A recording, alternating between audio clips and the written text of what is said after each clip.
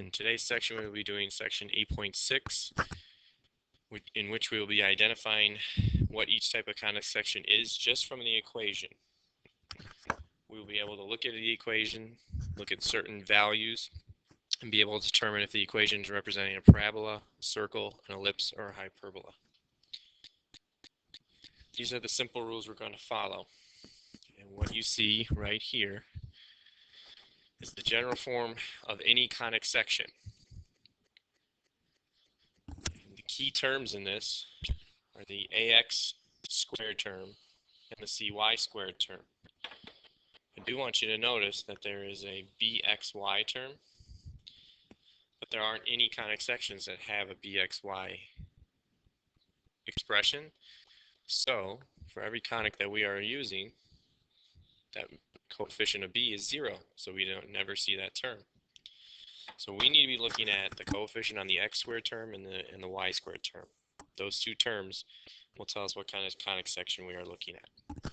There are 4 rules to follow for each of the conic sections. The first one, if the a and the c, which are the x squared and y squared coefficients, are equal, that equation is representing a circle. If the a and the c are not equal, in other words, the x squared and y squared coefficients are not equal, but they have the same sign, then the equation is representing an ellipse. If the a and c are not equal again meaning the x squared and the y squared coefficients are not equal again, but they have opposite signs, meaning one is negative, one is positive, then we're looking at an equation of a hyperbola.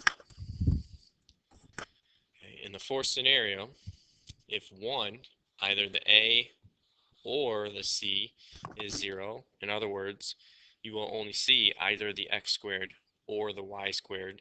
You will not see both the x squared and the y squared terms. That equation is representing a parabola.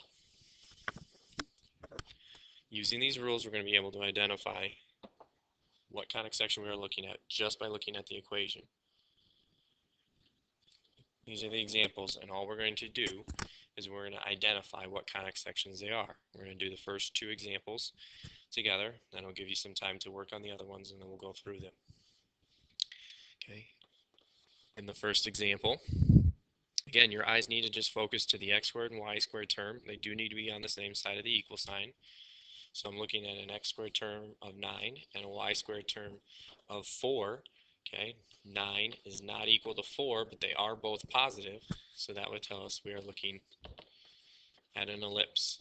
Now, knowing that's an ellipse, we can do the necessary completing the square to put it into its standard form. In the second example, okay, what we do need to do is at least get the x squared and y squared terms to the same side of the equal sign. So what you're seeing there is I did subtract the y squared to both sides. I don't really care about the 72. I just want the x squared and y squared terms on the same side.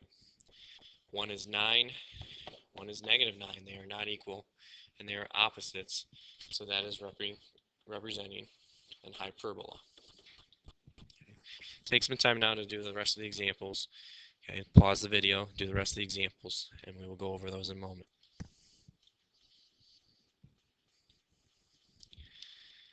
In the third example, when you move the y squared over to both sides, you have both coefficients equal to 1, meaning that they're equal, and that is a circle. In the fourth example, all we have is an x squared. We have 0 y squareds, so that represents a parabola. Okay, and in fact, because it's an x squared parabola, it's a parabola opening up or down. Okay, we'd have to move over the y squared term here. That means you have a 9 and a negative 1. Not equal, opposite signs. So that represents a hyperbola. And in our last example, example number 6, okay, if we move over the x squared and the y squared to be to the same side, they're going to be the exact same. They're both equal to 1 in terms of the coefficients. So that represents a circle. The importance of being able to look at the equation and know what conic section is to be able to look at the equation, figure what conic section is, and then be able to use the correct methods in order to get them into the standard form and know what standard form that we're trying to accomplish. This concludes our video for today.